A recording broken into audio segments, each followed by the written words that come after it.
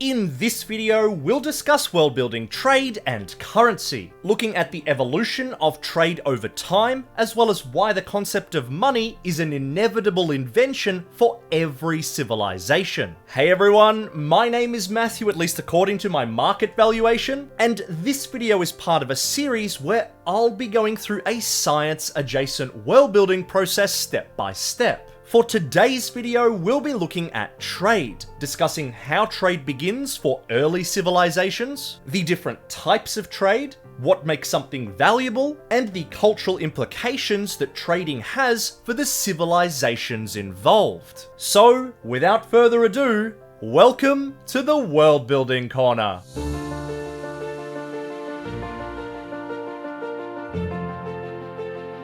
Alright, let's do this. Trade refers to the transfer of goods or services from one person to another. Goods, very simply, refer to any item that satisfies a want, from necessary items like food through to luxury items like cars, experiences like holidays, and even intangible goods like information. Services, in contrast, refer to an action, usually done by one person so that another person doesn't have to do that action themselves, such as a barber cutting someone's hair or a comedian keeping someone entertained. The exchange of goods and services form the foundation of trade, and a system or network which allows trade to occur is called a market. If an individual is able to conduct trade with another individual, they're said to both be within the same market. In this way, if a person in Australia and Canada each have an item that the other wants, before global services existed, there'd be no way for an exchange of goods and services to take place, meaning these individuals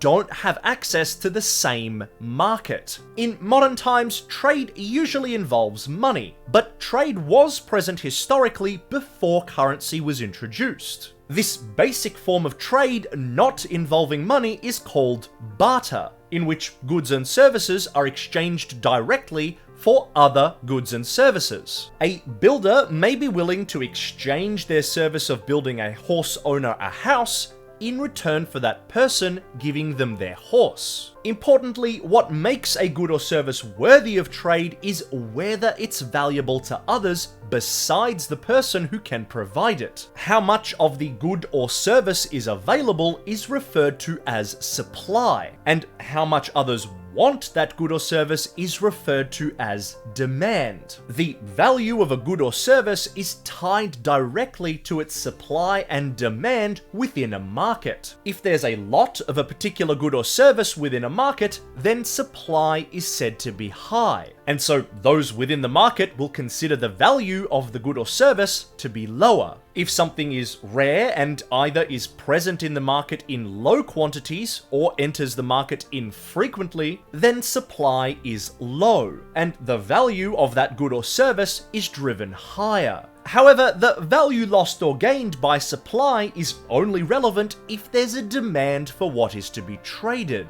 If lots of people in a market want a particular good or service, then the demand is said to be high, and the value of that good or service goes up. If there aren't many people that want it, then demand is low, and so the value goes down. With this axis, we can see that supply going down and demand going up causes value to increase, while supply going up and demand going down causes value to decrease. In this way, markets often have an ebb and flow of the value of goods and services. Now let's look at applying our knowledge of trade to a world-building project. The first instances of trade historically, which as we've already established are bartered exchanges, will take place during the prehistoric period of sapient cultures. And there's evidence on Earth of trade taking place as far back as 150,000 years ago, where basic goods like food, tools, and information, and services such as scouting or sex were exchanged between individuals of the same culture,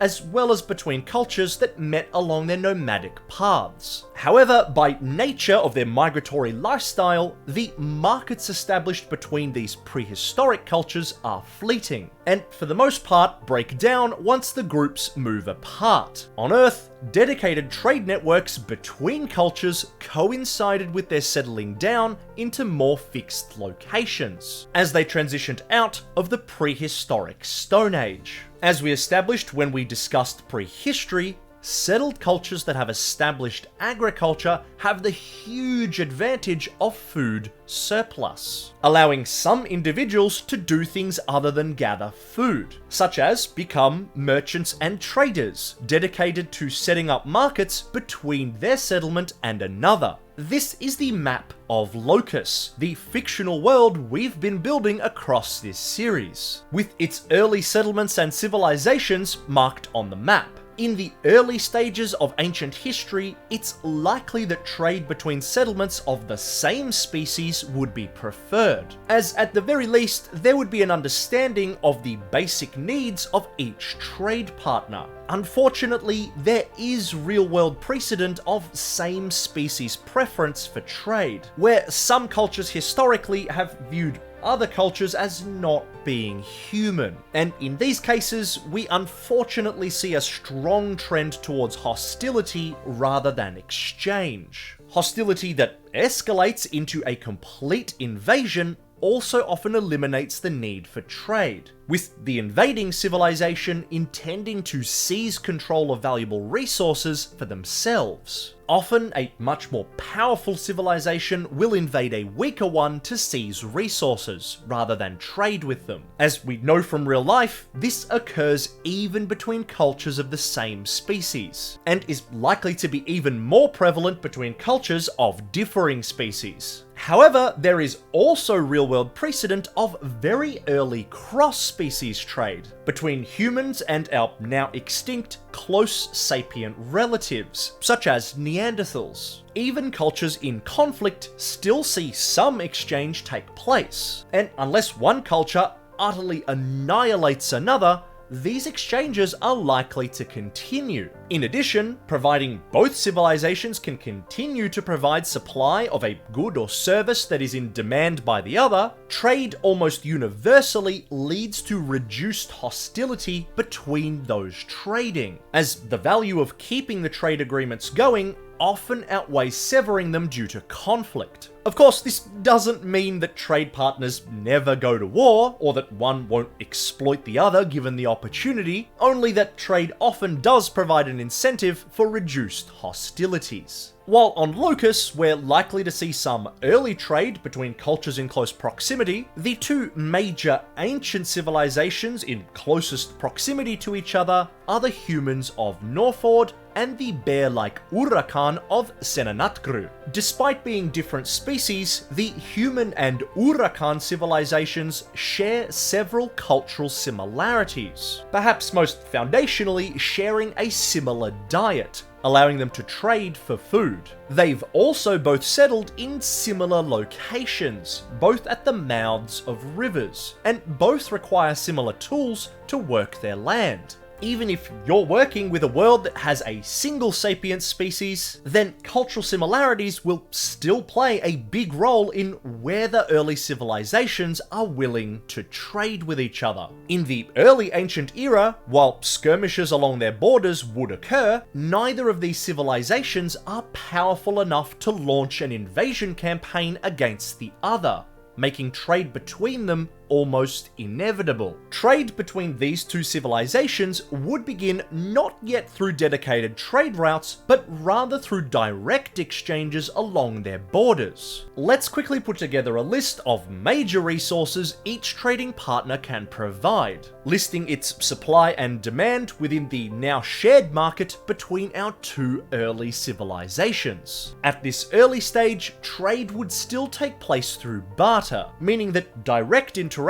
would lead to a secondary exchange of language, ideas, and technology. This cultural exchange is likely to slowly skew the two civilizations to become ideologically closer and fundamentally more accepting of each other. Barter, however, places a functional limit on how much can be exchanged, as there's only so many goods and services that can be present within a single transaction for other goods and services. The critical turning point for trade, therefore, is the invention of money. Money refers to any item or record that is accepted by a market as a payment for goods and services, or as a repayment for debt. Importantly, money can either be commodity money, which has intrinsic value within the market, such as gold, spice, or food; representative money, which has no inherent value itself, but instead represents something of value, such as a clay tablet that represents a certain amount of gold; and finally, there is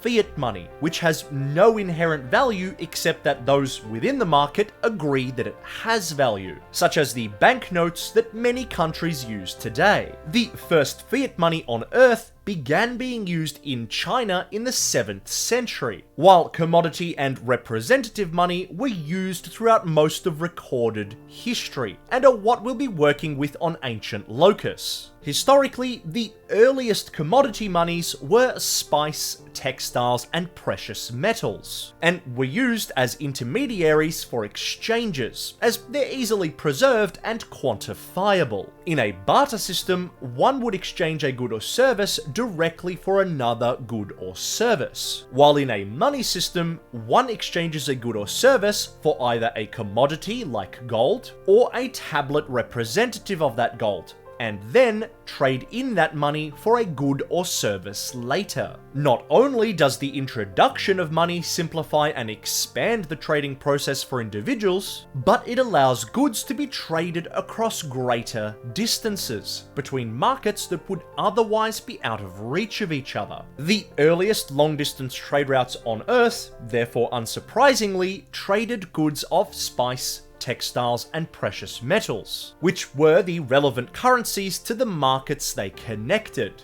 As we discussed when we placed our metals on Locus, Norford has access to an abundance of precious metals, likely to be the first civilization to smelt gold, silver, and copper, and subsequently refine those metals into commodity money, which we call coinage. Keeping in theme with having the humans of Locus be reflective of real-life humans, their coins will be akin to traditional gold, silver, and copper coins that were used extensively throughout our history, valued according to their weight. As a tabletop player at heart, I'm going to assign these coins values in increments of 10, with 10 copper coins worth 1 silver coin, and 10 silver coins worth 1 gold coin. Platinum and electrum not included, whatever that is. Of course, things are unlikely to be this uniform, especially early in a civilization's history, but it makes things more user-friendly for this project. The Urakan of Senanatgru have access to an abundance of high-quality coal,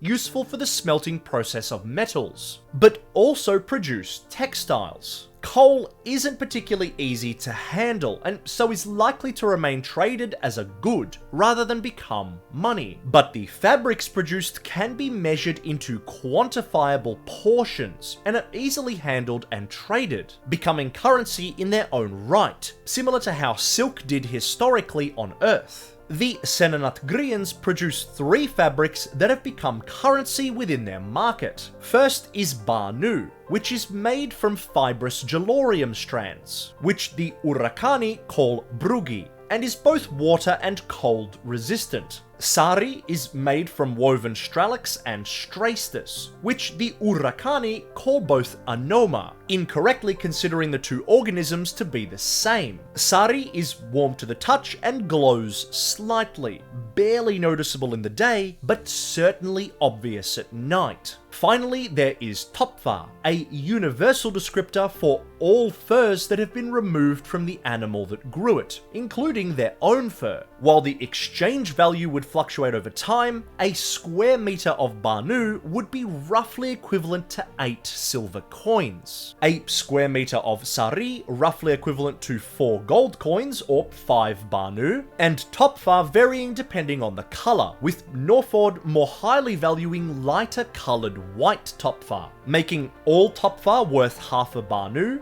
but dark topfa worth 4 silver coins, while lighter topfa is worth 6 silver coins. The joined market would also introduce representative money, simple clay or wooden tablets that represent a certain amount of copper, silver, gold, topfa, banu, or sari. It's likely that while some spices may circulate within their markets, Norford and Senanatgru would have to expand their scope equatorward, as spices are found more commonly among the tropics. Senanatgru especially would value spices highly, with heavy cultural focus on feasts, and a religious fascination with ingesting unique flora, especially magical flora. The most abundant equatorial spice found in the western tropics of Locus is made from nuts harvested from the local Cressina trees. The reddish-brown nuts of the Cressina are ground into a fine powder the local humans simply call crass, that has a taste profile similar to garlic and is exceptionally rich in micronutrients. 100 grams of crass would be worth roughly 1 gold 4 silver coins,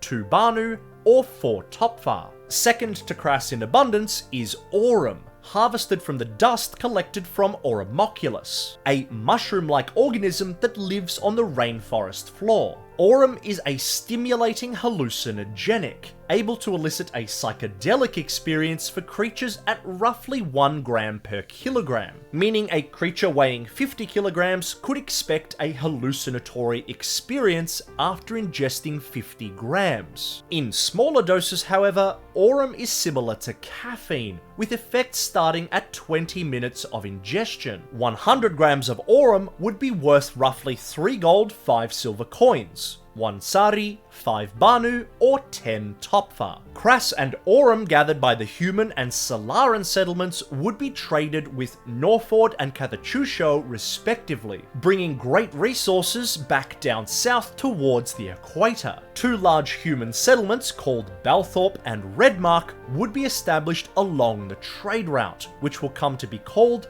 the Spice Road. Cities built along prominent trade routes, such as Constantinople and Venice, are exceptionally wealthy, often serving as the desired seat of power for empires, and Balthorpe and Redmark will be no different in the coming centuries on Locus. However, remember when I mentioned that cross-species interactions were more likely to be hostile than to lead to trade? Well, the Cathachutians have thus far been isolated from the major eastern civilizations by the Great Central Desert. By the time they encounter traders from the equator, however, they'll be well established and in an excellent position to expand their influence, consuming the equatorial Solaran settlement and moving on to conquer Redmark, renaming it Sahakuth, taking control of the spice trade for themselves. This, unsurprisingly, places the Cathachutians at odds with the northern humans, and trade relations thereon would become strained, especially with Balthorpe, who would appeal to the Norfordians for support in retaking Redmark.